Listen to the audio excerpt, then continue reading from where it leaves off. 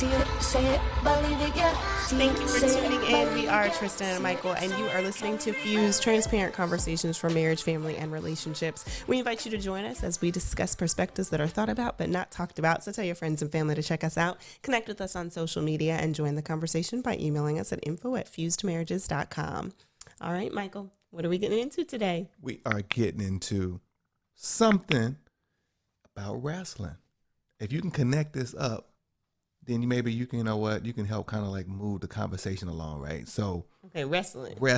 Okay. Right? Because I grew up in the 80s, 90s. Wrestling was big. Hulk Hogan. Yeah. You know, and now The Rock was like, he came like in the 2000s. Yeah. But he was cold-blooded now. Stone Cold Steve Austin.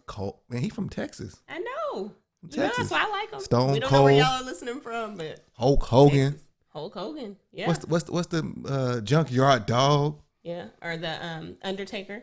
Ooh, I love the Undertaker. He was scary, but I liked him. Yeah, I liked him too. There's a whole lot of them. Whole lot of them. So today we're going to talk about what the ideal partner is, right? I think everybody's looking for like the ideal partner. Like, what is it? What does that look like? Wait. So you got to connect wrestling with the ideal partner. Wrestling with the ideal, like how do they, like, what does that look like? Wrestling, Andre the Giant. The Undertaker and the ideal partner. First of all, my mind can't what does that mean? But when we look at the ideal partner, I was like, you know what? They had this thing in wrestling where, you know what, they had 2-on-2, right? It was Andre the Giant and Hulk Hogan versus the Undertaker and, Junkyard Dog. And they were 2-on-2. And at the time, right, you got two people inside the ring, two people outside the ring. On the ropes. That's right. Waiting, looking like, okay, what's going on? What's going on? What's going on? And then when something started happening, like, you know what, somebody had like a negative feeling, say, hold on, I'm weak, or I need some help. Tag. They tap them in. They tag them in. That other person go in there and be like, man, go to work. They come in there with whole energy, bringing chairs. Boom, boom, boom. Yeah, I remember the chairs. Like, we used to jump off the beds and my mom be like, what are y'all doing? Right. Yeah, all that. Man, but like, to me, it's like the ideal partner, and I would love to hear your thoughts on it. It's like, it's somebody you can like tag whenever, you know what, in situations where you need help. Ooh. And like, and they're on the sideline, whether they able to tag in or they coaching you up. Come on, you got this. You know what, this, that, and the other. But literally, it's that tandem of being able to have that support. That's good. I like that. I like that idea, because life can sometimes be when you're in the ring and you are struggling and you're so challenged and almost overwhelmed, when you need to have somebody that you can just reach out and they are ready, and not just any partner, like that partner that knows, okay, he's going to go on this side. I need to do this. Hey, if you tag me in, I got your back. No matter what the circumstance. I don't care if you're getting hit with a chair or you're on the floor. Because I remember seeing the ones where they would crawl over. You remember that? Yeah, I remember that. Yeah. Barely make it over just to like reach out their hand and tag their partner in. And I think that partner that's aware and present and watching and just looking, you got this? You got this, because I'm here if you don't. Right. I think that's really important in a relationship. So talk to me about what that ideal partner looks like. Yeah, I guess, I mean, like, I like the imagery you just gave, like, you know what I mean? You crawling over to the other end. The person's like, they couldn't go in and rest. They had to, like, they couldn't go across the rope. They were waiting for them. Yeah. But, like, having a partner that knows, like, okay, you know what? My fiance or my wife or my girlfriend, like, man, okay, she's going to need my help with, I don't care what it is, right? It could be cutting the grass. It could be helping with her kids if she has kids, or, she's looking for a job, and you know what, you're going to do the little things that kind of like, and ultimately to me, be big things to help push them forward. And ultimately, I think that draws you closer. Yeah. There's so many elements of this I'm just really liking, because I'm reminiscing on some wrestling things, but I want to kind of take it from outside the ring into the ring. Okay. So outside the ring, like, these are performers and athletes. So if y'all don't know, these are performers and athletes. They're putting on a show, but they're also, you have to be athletic to be jumping off. I don't know if any of you have ever tried to jump off of those cords. I tried. Okay. Well, it's rough. No, I didn't jump up no rope or nothing, but like, I had like you just jumped a off fake of stuff. bed or something. Yeah. Yeah. You just jumped off the roof and all that. See, that's my concern for our son. But anyway, so these athletes, they prepare to be in the ring. And I'm bringing that up because it's important. Sometimes you have to, before you get in the ring, before stuff starts to happen, you have to be on the same team. You have to practice together. You have to like learn each other, you know, and they come up with like a routine and they have sayings and music that gets them hyped up, you know. And I think that that's so important, not to wait until you're in that fight before it's like, oh, what are we going to do if? To have some conversations ahead of time, to kind of dig in deep with who your partner is, what their needs are, so that when stuff happens, you be like, I remember what we're supposed to do. You remember that conversation we had? Okay, we in the ring now. Okay, you in there right now. So if that's a financial conversation, hey, you know, if either of us loses income, this is the plan that we're going to stick to. This is what we're going to do. Okay, whenever we have children, let's kind of talk about what our parenting and our rearing is going to look like. Okay, for our aging parents, if there is something that happens, we need to discuss that, and things that people don't like to discuss. If one of us happens to pass away before the ideal time, this is the setup that we're going to have to take care of everything. Those are important conversations. Those are the conversations you have before you jump into the ring, before things start to happen, before activity is swirling around you. So I think it's really important to kind of take time away to practice, to spend time, so that I know when my husband comes home, if he has demeanor something, okay, I might need to be tagged in. What's going on? Right. You know, and it's the same with your kids. Learn your kids. You know, we're constantly evolving creatures. So if you know, if our daughter comes in and she's looking a little different, hey, what's going on? You know, let's talk a little bit. Dig in there and learning, okay, that might mean that, or being open enough to communicate. You know what? When I say this, you know, even if it's like when I tap you 3 times on the back, that means I'm ready to go. You know, if we're out in public, I'm ready to go. That's a good little signal. You know, learning different things so that when you're in the ring, you know what to do. So if you have any that you have with your spouse, let us know. Hit us up in the comments, because I think it's important to kind of share these things, so that, because sometimes you don't think about them until it's too late to have the conversation. You might be in the midst of it and not know and be completely thrown off. You know what I mean? Right. You said something so deep. I don't know if you know how deep it was about having that system. Having a system. Beforehand, right? You said they practice. I like when you said, in my mind, you said they got the music. Everybody had a little theme song. Yeah, they did. But like it was a routine, how you said, to get them hyped, get them ready. They about to go into something. And like we already know, dealing with relationship, dealing with somebody else, and dealing with life, it's a battle. Right, and if you ain't got no like theme music, everybody we should come up with a theme music for like just us. Everybody should come up with one. Now I need something more like, you know, I don't know about I don't. Okay, we got to have different kinds of things. Yeah. I need something kind of like, you know, mix and master it so it plays from yours to mine. Yours gonna be all smooth. Yeah. So, but like I like that what you were talking about that. I'm like, man, we need to have like an understanding. Okay, here's how we're gonna attack things. Yeah, and it's like. And how do you get there, right? With communication, you're saying, with talking to each other rather, understanding, okay, what are somebody's weaknesses and strengths are, and all that. I think, so one of the things that I think does that is premarital counseling. So we offer premarital counseling. You can go to our website. You can click on there and go through premarital counseling. Right now, we can do it virtually or in person. But I do want to say that premarital counseling is just really important, because it can start before you get married. You're just so in love, and it's not that you don't see certain things, but they're not catastrophic necessarily yet. Right. But some of those things can get magnified quickly after you get married. So making sure that you are kind of coming up with that theme music, that you know the fight.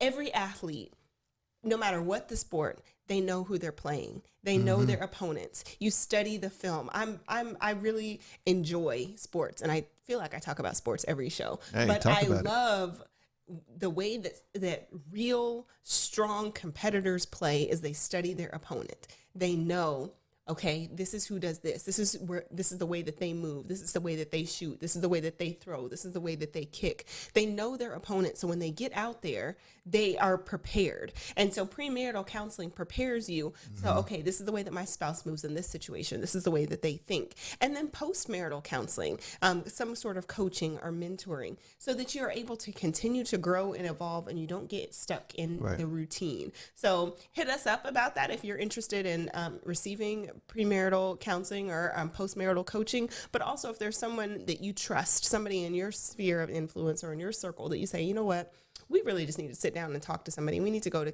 therapy or to counseling, because there are some moves, some things that were done on the field that I wasn't ready for. Yeah, and I think, I mean, if you don't do premarital counseling, that's mean join a marriage group, right? I think there's like a stigma with marriage groups that like, you know what, if I go to one, like, oh man, you must be having some serious problems. Yeah. No, I'm trying to stay strong. They think that with conferences too. You'll go to marriage conferences. They'll be like, well, what's wrong? Why are you going? Right. Yeah. To stay together, to stay strong, to keep moving forward. Exactly. To grow. I think it serves as two purposes, right? Yeah, you definitely can get some insight, right, about your marriage or your partner, but also if you're like in a strong place, you can help other couples, right? And I'm a big believer, like saying, okay, just because I have it going on, I have at least somewhat under control, I'm gonna keep it for myself. I know I want to actually share that with somebody else. Yeah. So that should be the goal. I think. Yeah, I like what you said about just get with some other groups. Counseling is like another thing people kind of have a stigma about. It's a negative kind of like, oh man, they going to counseling. And it's like, and we try to break that, like of saying, okay, you know what? No, it's okay. Yeah. Because sometimes you talk some stuff out and you don't want to talk to, Aunt Ruth.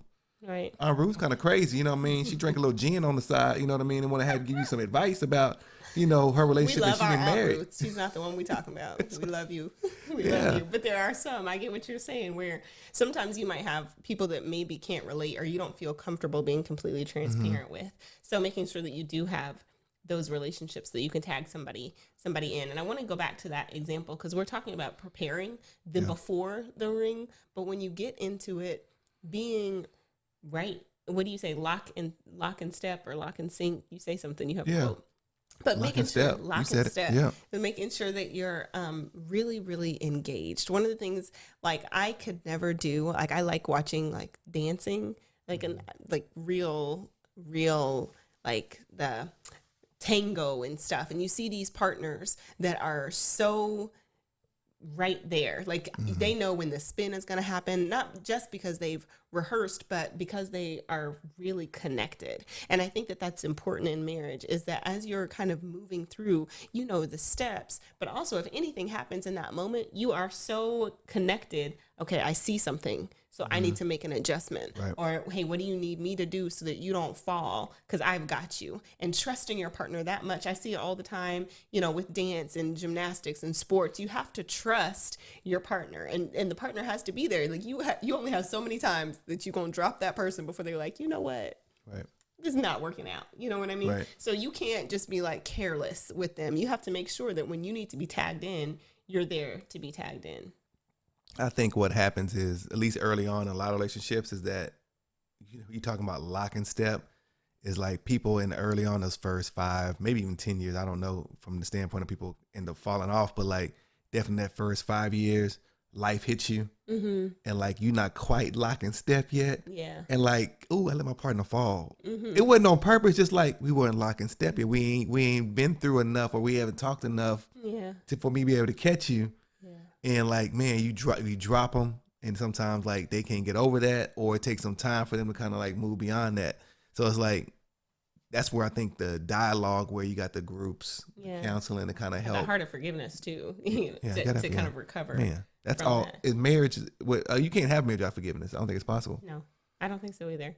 Because eventually you're just going to be like, okay, because it just builds up.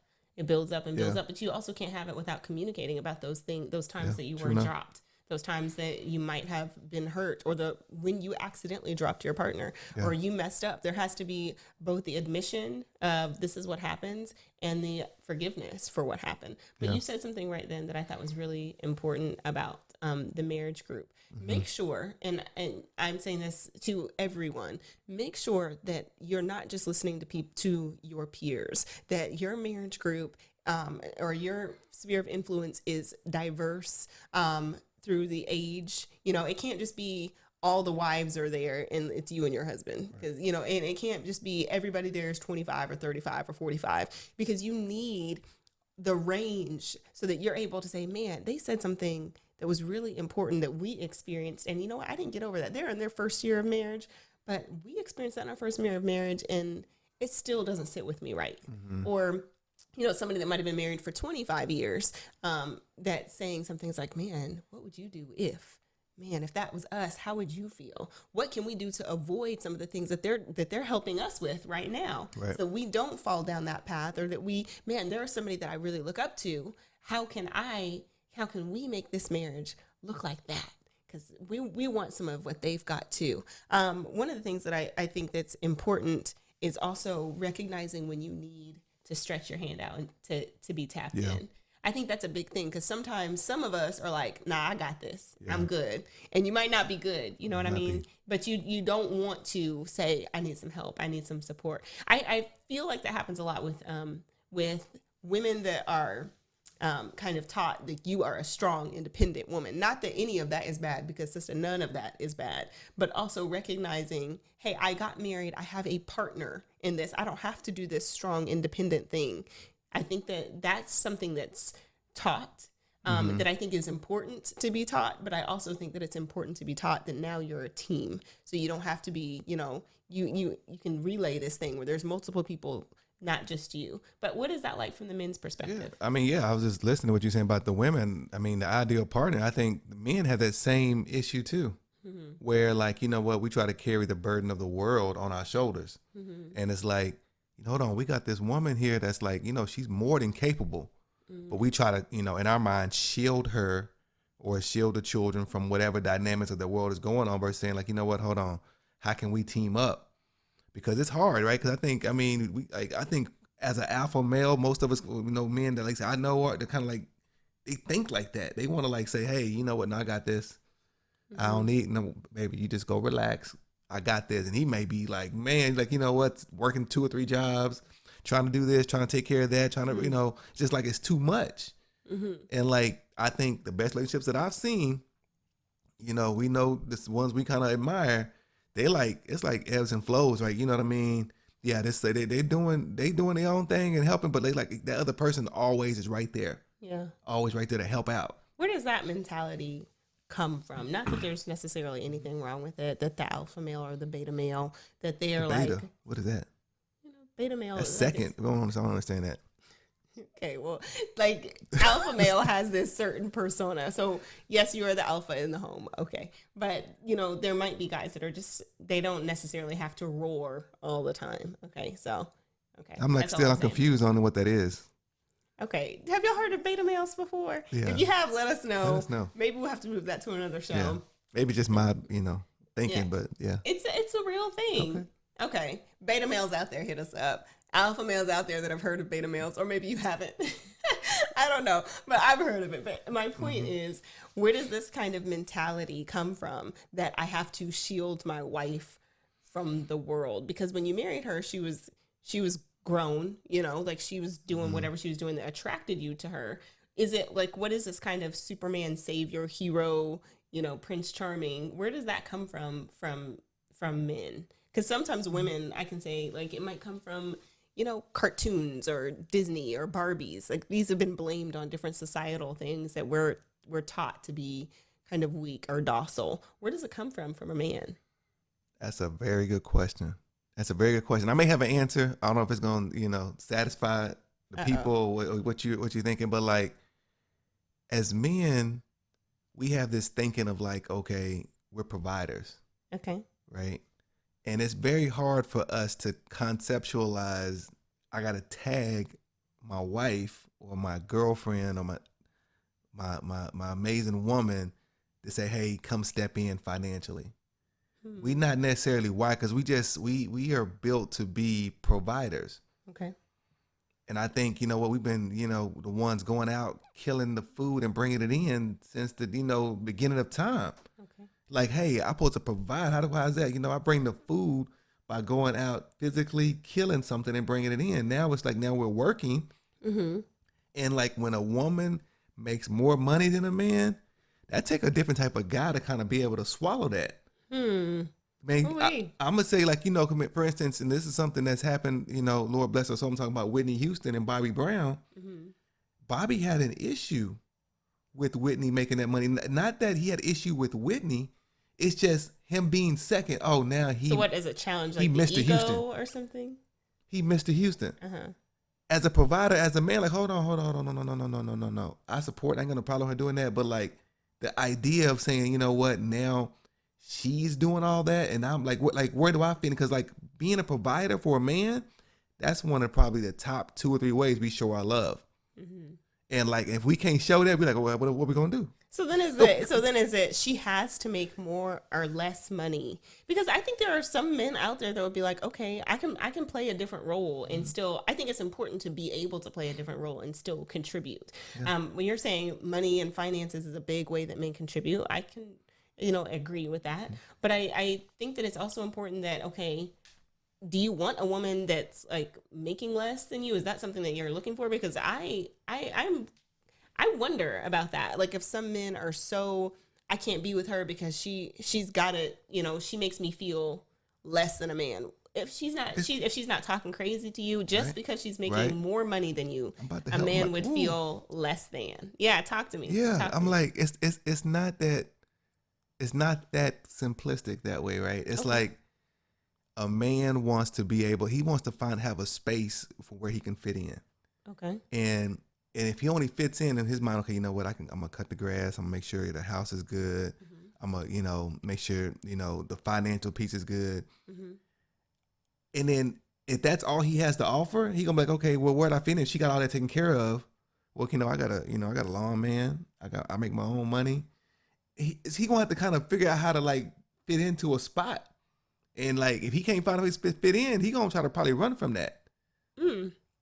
Gosh, that's kind of disappointing she can't make more money and he feels secure enough to say like, okay, I'm good. Because there are some people that like the roles will reverse in their relationship, where she might not make more money when you first start and he might make more money. And then in the course of the marriage, her income potential increases, she makes more money, or she's higher educated. Because I have seen where the woman is the doctorate or the woman owns the business, and then he comes in and he can try to sabotage, or he can come in and try to be like, well, I'm going to find significance elsewhere. That's really kind of, what would we say to those that are single or those that are experiencing that right now? Like, she makes more money, I feel less than a man.